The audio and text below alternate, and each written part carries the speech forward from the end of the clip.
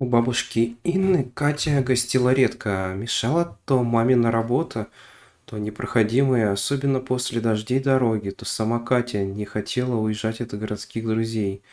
Но в этом году едва начались летние каникулы, мама стала собирать сумки. «У меня много дел, котенок», смывая макияж и благоухая остатками аромата духов, говорила она, а бабушка как раз звонила, приглашала тебя. Мы и так нечасто у нее бываем, она старенькая, нужно к ней проявлять внимание. Катя слушала это с нахмуренными бровями, но не от обиды, а от сосредоточенности. Все-таки мама права и про старость, и про то, что она разрывается между работой и домашними делами. Да и по бабе Ине она успела соскучиться и по огороду, и по блинчикам. У мамы тоже замечательные, но у бабы Инны получаются особенные. Итак, дядя Вова из деревни сначала привез их к бабушке, а на следующий день увез маму в город. Баба Инна щипала Катю за щечку и постарушечьи посмеялась.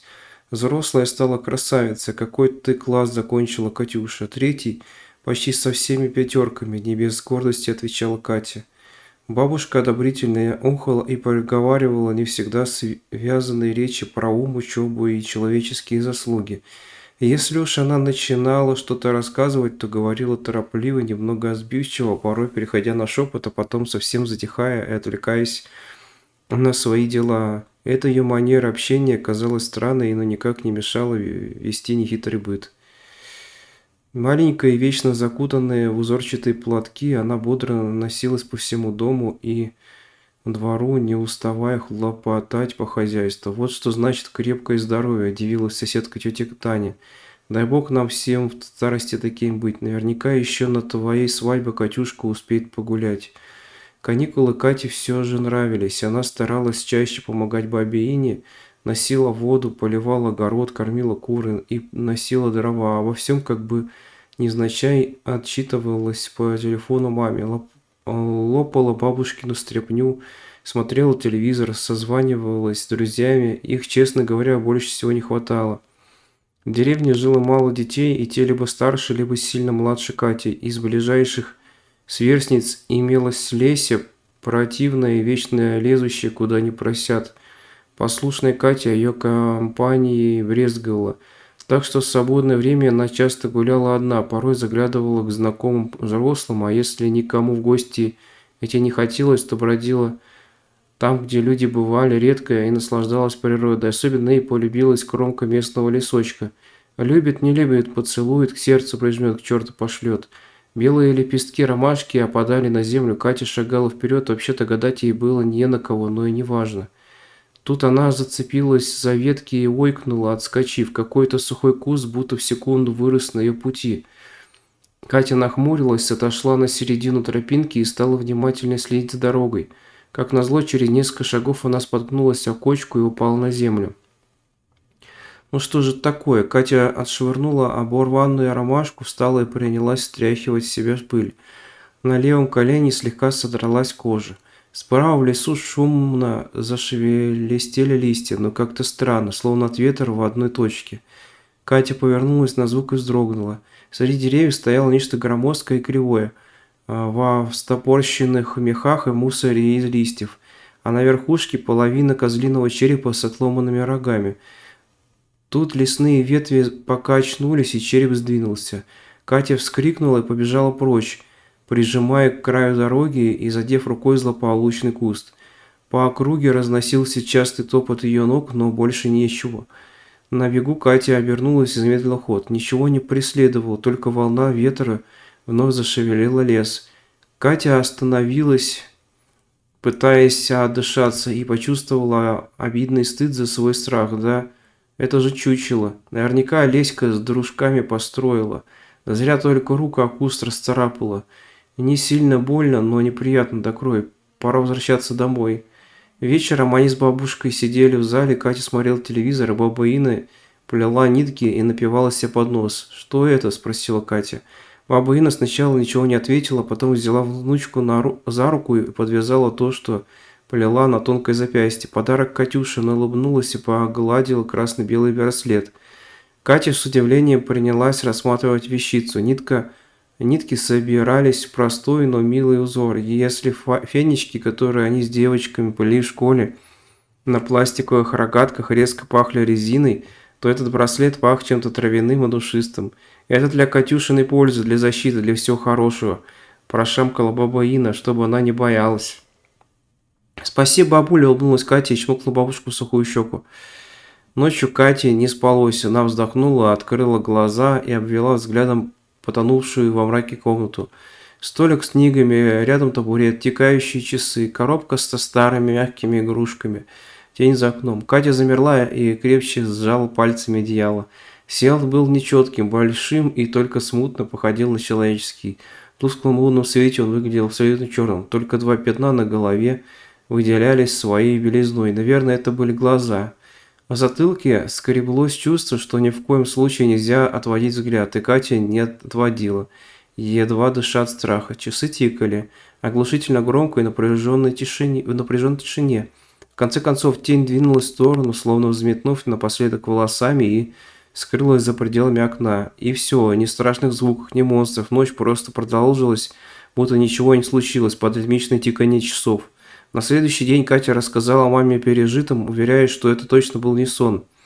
Тогда мама объяснила, что такое сонный паралич. Катя, озаренная ответом, согласилась, что это действительно мог быть он, и забыла о своих страхах на несколько дней.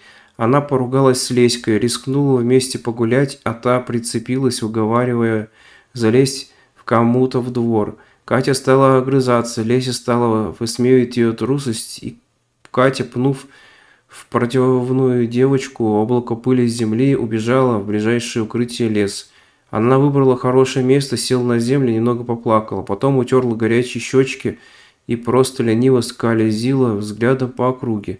Пальцы выдирали и раздирали травинки.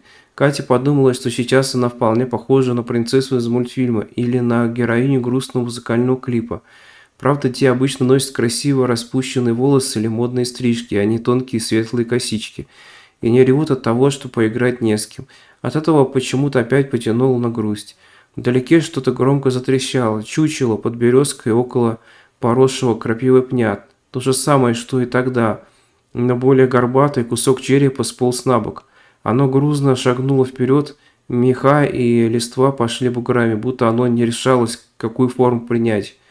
Катя вскрикнула, убежала прежде, чем чучело сделало второй шаг, но оно с шумом ускорило свои движения. Острые ветви деревьев словно клонились вслед за Катей. Пытались ее зацепить или не словно, она бежала, что из сил, не разбирая дороги. Тут сбоку выскочила какая-то тень, не на Катю, а ей за спину. К шелесту примешался какой-то треск. Катя выскочила на дорогу и обернулась, не прекращая бежать. Меж деревьев кружила плотная тень, чучело то дергалась в ее сторону, то пыталась продолжить движение, но вдруг рухнула на землю. Череп упал, а листва рассыпалась, словно порвавшийся мешок, открыв лесной мусор и куски чего-то мясного. Тень остановилась и медленно обернулась. Катя ахнула, узнав силуэт из окна.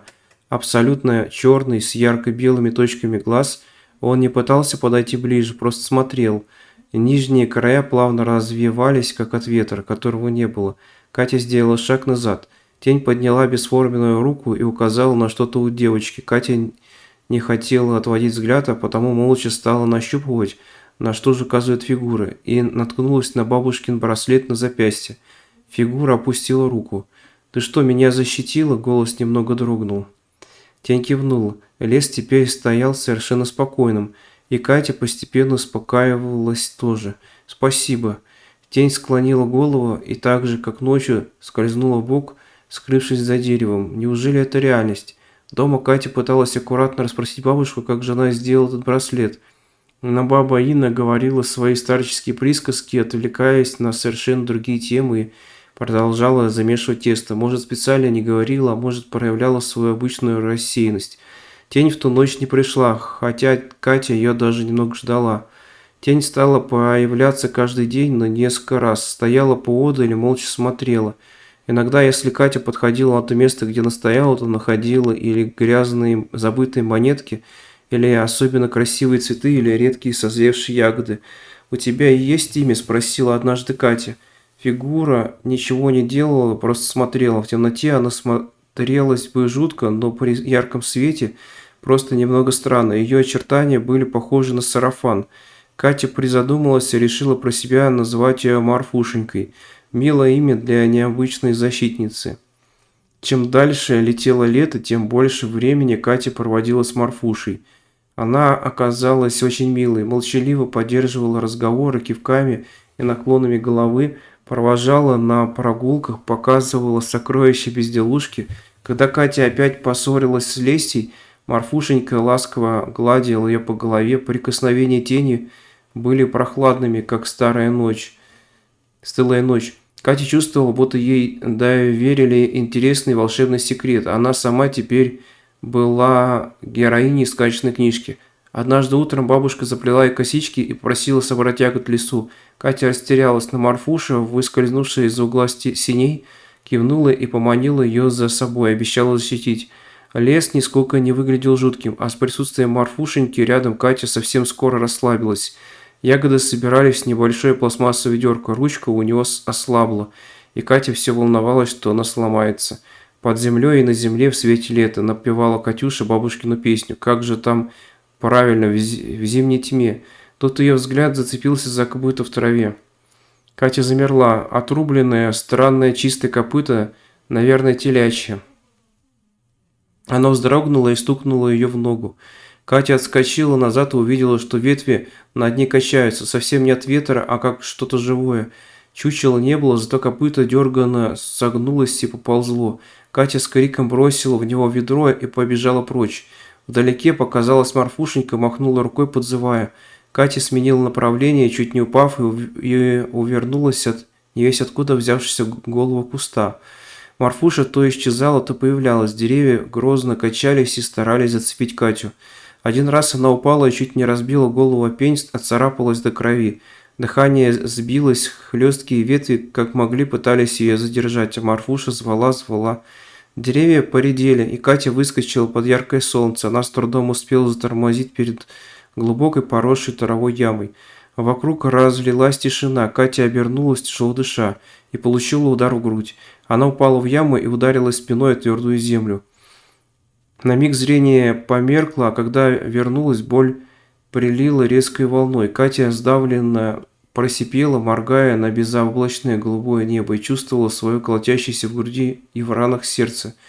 Над ямой склонилась Марфуша, стойкая чернь на фоне светлых небес. У Кати вырвался крик, но до того задушенный болью и чистым страхом, что больше походил на писк. У Марфуши, оказывается, никогда не было глаз. Это ее зубы сейчас открылись в вертикальную пасть. Ветви деревьев позади заскрипели и закачались с досадой, но признавая поражение. Охота закончилась. Тело девятилетней Кати Нелониковой нашли яме на краю местного леса. Все ее тело было изломано под резкими углами, а лицо изуродовано, словно загрызено хищником. Характер ямы предполагает ее рукотворное происхождение, однако она явно была вырыта задолго до инцидента. Никаких следов, кроме следов самой Кати, в округе найдено не было. Мать задыхалась в рыданиях и вырывала себе волосы. Она практически не спала и не ела. Никак не могла приступить к подготовке к похоронам. Бабушка Инна плела нитки и мычала мелодию. Старушечьи губы изгибались в улыбке. Конечно, она любила Катюшу, и хозяюшка ее тоже полюбила, одобрила, сделала по-настоящему ценной. Катя не вернулась домой, зато принесла пользу. Под землей и на земле, в летнем свете, в зимнем мгле будешь пищей и едоком, будешь ночью ты и днем, днем, днем.